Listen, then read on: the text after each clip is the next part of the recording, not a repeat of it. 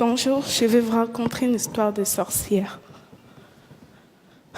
Pas la sorcière que vous connaissez avec son nez crochu, son balai et ses verrues, mais une sorcière du Congo. Cette sorcière, c'est moi. Et mon histoire, c'est une histoire de courage, de force et de foi. Je suis née en République démocratique du Congo, dans une bonne famille, oui. Quand j'étais petite, mon père était gérant dans une société de mines de diamants. On vivait dans une grande maison en Bujimaï, dans la province du Kasaï. J'allais à l'école et j'étais heureuse. Ma mère vient d'une famille pauvre. À cause de cela, la famille de mon père n'aimait pas ma mère. Puis un jour, mon père a perdu son travail. J'avais 6 ans. Il a dit à ma mère d'aller avec moi à Kinshasa avec ma sœur et mes 4 frères. Il a dit qu'ils viendront nous rejoindre pour trouver du travail. En réalité, sa famille lui avait demandé de se débarrasser de nous. Quand ma mère a compris, il était trop tard. Elle se retrouvait toute seule, loin de sa famille. Elle a dû vendre tout ce qu'elle avait pour nous faire manger.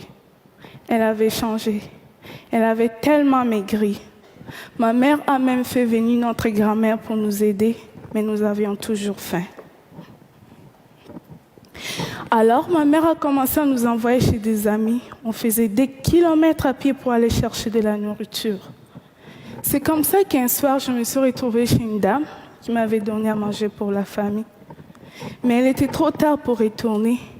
Elle m'a proposé de dormir chez elle et de repartir le lendemain matin. Durant la nuit, je parlais dans mon sommeil. Ça ne vous paraît pas très grave, n'est-ce pas? Mais cette amie a dit à ma mère que je parle aux démons.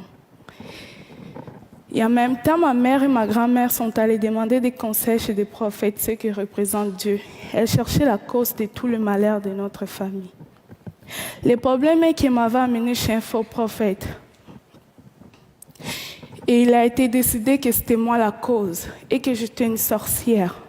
Les charlatans m'ont parlé pendant plus d'1 heure pour que j'accepte que je sois une sorcière.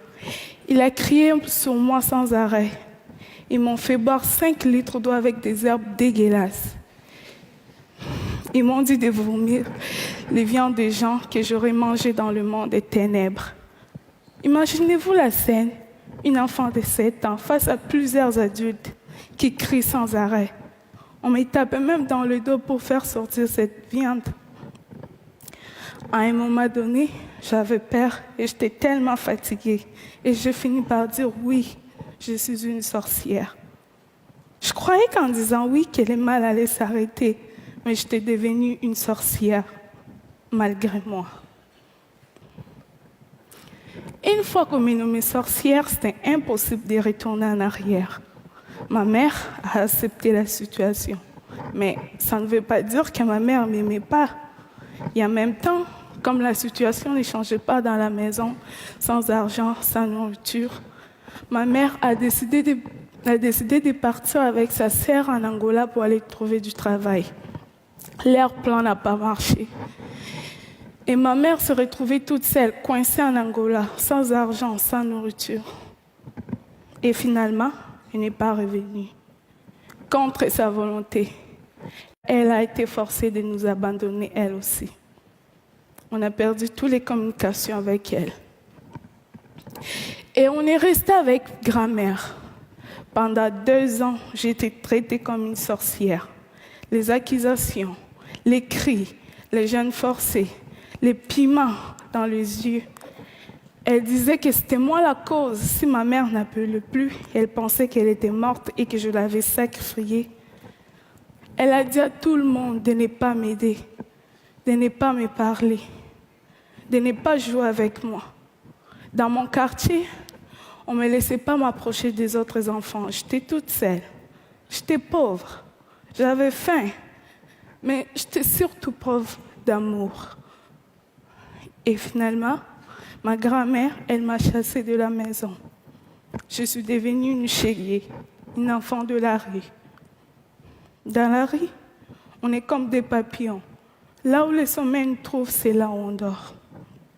Dans la rue, On devient des soldats pour survivre. On oublie la lecture et l'écriture pour apprendre à se battre.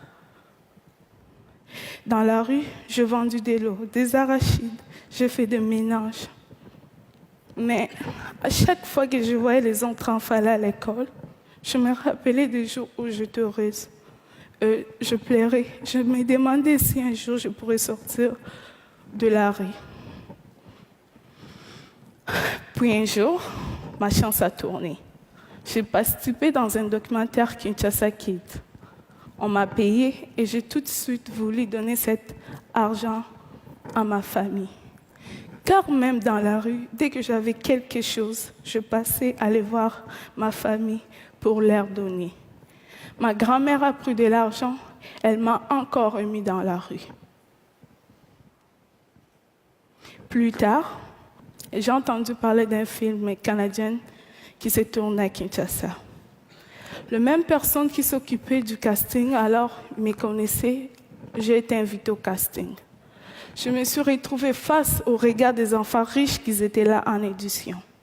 Même si j'avais envie de me sauver à cause de leur regard, je suis restée et j'ai tout donné pour avoir le rôle.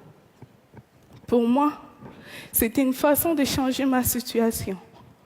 J'ai eu le rôle principal dans le film. C'était bien cool. La production, ils m'ont mis dans une grande maison, je pourrais manger tous les jours et avoir tout ce que je voulais. Mais malgré tout ce qui se passait, j'étais triste. J'en ai parlé à Kim, le réalisateur. Ma vie était belle, mais mes frères et sœurs, ils étaient toujours dans la misère. Je ne me sentais pas bien quand je mangeais en sachant qu'ils avaient faim. Alors, l'équipe et Kim ont donné de l'argent à ma famille. Et quand l'équipe sont entrés chez eux, ils ne m'ont pas laissé comme ça. Ils ont trouvé une maison d'accueil et ils ont fait en sorte pour que je puisse retourner à l'école. Moi qui en rêvais depuis si longtemps. C'est là où cette histoire des sorcières devient un conte de fées.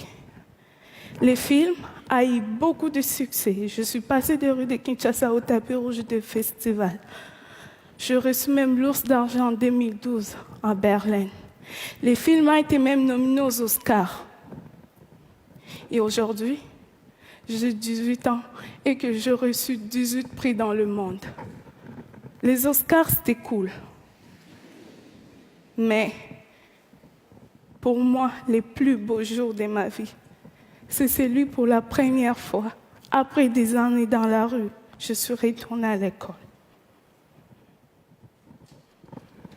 S'il y a des enfants dans la rue, partout dans le monde, c'est souvent parce que les parents n'ont pas eu les droits d'éducation. Comprenez-moi bien, le problème est profond. La pauvreté, c'est ce qui amène le manque d'éducation. Chez moi, envoyer les enfants à l'école, c'est un luxe. Mais sans éducation, on risque de se faire rencontrer n'importe quoi par les autres qui vous disent quoi faire et quoi penser. Ma mère n'était pas bête. C'est elle qui m'a appris comment pardonner et comment avoir confiance en soi-même. Mais elle s'est fait prendre dans un piège. Vous savez tous que l'éducation est importante. Mais comment se fait-il que l'éducation reste ici et que l'éducation n'est pas arrivée dans le village de ma mère avant ma naissance? C'est pas cool qu'aujourd'hui, avec tout ce qui existe de technologies et d'idées, que ça ne puisse pas se faire. L'ignorance produit des sorcières. L'ignorance peut tuer. Alors, pour chasser des sorcières, construisons des écoles. Moi, je m'en suis sortie. C'est parce que j'ai eu beaucoup de chance et de courage. Ce n'est pas le cas pour beaucoup d'enfants qui sont encore dans la rue. Ils attendent aussi que leurs rêves se réalisent. Alors, pour cela, il ne faut pas les oublier.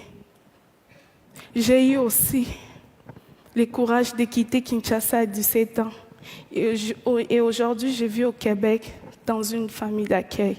Je poursuis mes rêves, mes études et je reprends les temps qu'on m'avait volés. Je vous parle d'espoir et de courage et de force.